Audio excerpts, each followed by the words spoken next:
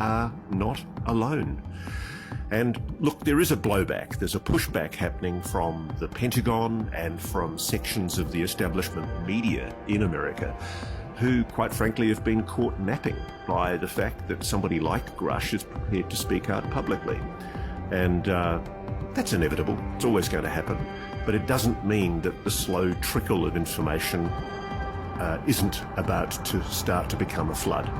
I know, because there are people that I'm talking to that want to testify, I know there are people who are going to come forward very soon to give their evidence to support Dave Grush's allegations.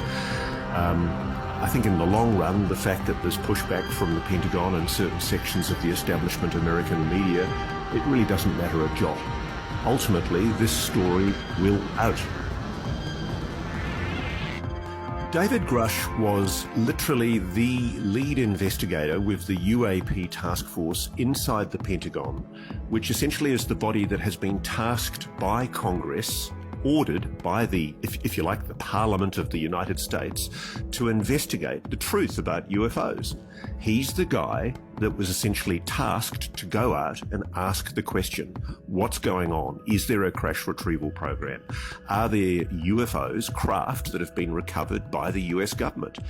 And he is prepared to say, and he said this on oath, he's actually put himself at risk of a jail sentence if he's telling a falsehood. If he's lying, he's going to jail.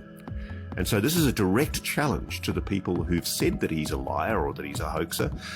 Put up or shut up. Basically, he's admitted that he did not physically touch or see an alien spacecraft.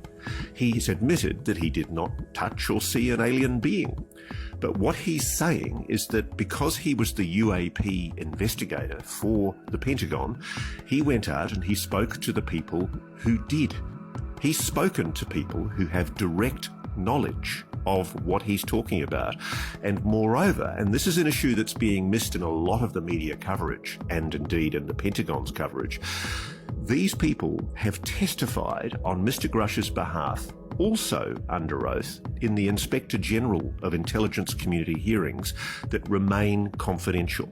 Now, one of the most powerful oversight bodies of the intelligence community in the US is the ICIG, the Intelligence Community Inspector General. And he has come forward to the Intelligence Community Inspector General and given evidence of all that he knows, including what he purports are the locations of these retrieved craft, the names of the people who are running this program, the names of the people in the Pentagon, the officials who are responsible for blocking its disclosure. He's given them chapter and verse on what was recovered, when it was recovered. The full details are known to the Inspector General of the Intelligence Community of the United States.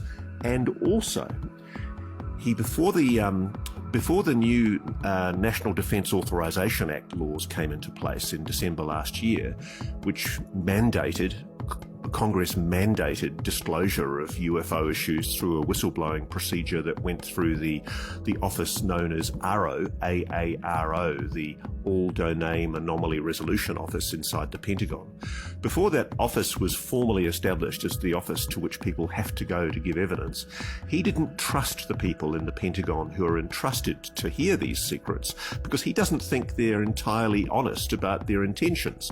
He thinks that there are still a cadre of people inside the Pentagon who want to cover this up. So he did the next best thing. At the instigation of the Inspector General of the Intelligence Community, a letter was sent to the various Senate and House Intelligence Committees, which are the oversight committees for the intelligence services inside the Congress. And that letter made the assertion that the Inspector General of the Intelligence Community of the United States of America determined that Mr. Grush's allegations were urgent and credible. That's an important finding. The Inspector General deemed his allegations credible enough to refer them to the Senate Intelligence and the House Intelligence Committees. And there have been secret hearings where the Senate Intelligence Committee and the House Intelligence Committee have heard evidence under oath from Mr. Grush. Now, one of the reasons why various senators and congressional representatives have been able to swear on a stack of Bibles that they don't personally know about Mr. Grush's evidence and that they have not been able to verify it is because they were not in the room when Mr. Grush gave his evidence. There's a policy followed with people who are whistleblowers who come forward to congressional committees like this, where they send along their staffers, more often than not, their counsel, their lawyers, and that gives those members of the Congress executive privilege, legal privilege in terms of revealing what they know. It protects them from being forced to disclose because, for good reason, for political reasons, these political representatives are going to be a little bit scared about allegations made by a person like Mr. Grush. They want the bona fides of this man to be verified. They don't want to dignify them yet with any credibility until the staffers on the various committees have been able to investigate them by calling other people and testing the claims. And that's what's going on at the moment. And so that's why you've got people, for example, from the Gang of Eight, which is the ultimate oversight body for secrets in the US Congress, saying that they're not aware of any claims about crash retrievals.